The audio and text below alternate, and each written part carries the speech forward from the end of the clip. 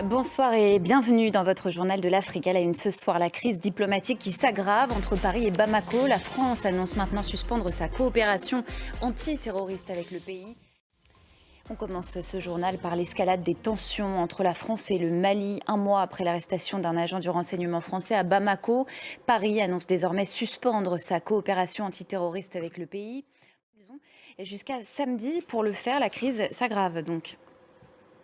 Oui, la crise s'aggrave entre Bamako et Paris. Serge Daniel, merci pour vos précisions. Au Sénégal, maintenant, c'est l'une des premières grandes manifestations de l'opposition depuis la présidentielle de mars 2024. De nombreuses formations et mouvements dissidents se sont réunis hier, vendredi, à Dakar. C'est une affaire qui embarrasse le pouvoir à un mois de la présidentielle au Cameroun. Dans une consigne de vote que personne n'attendait, la fille du président Paul Biya appelle à ne pas voter pour son père. Dans une vidéo devenue virale, elle affirme qu'il a fait beaucoup de mal à son peuple. Récit signé Clémence Valère.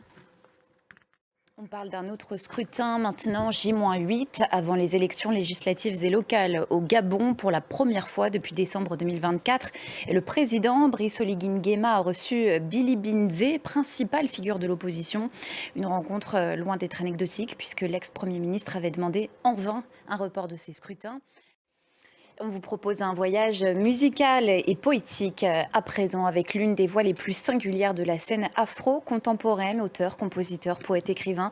Kémit est de retour pour un nouvel EP, un 5e projet musical intitulé Jade, dont la couverture est signée Fred Ebami, un artiste pop art franco-camerounais. On l'a vu, voilà, on la voit à l'image maintenant. Bonsoir Kémit, merci beaucoup d'être avec nous.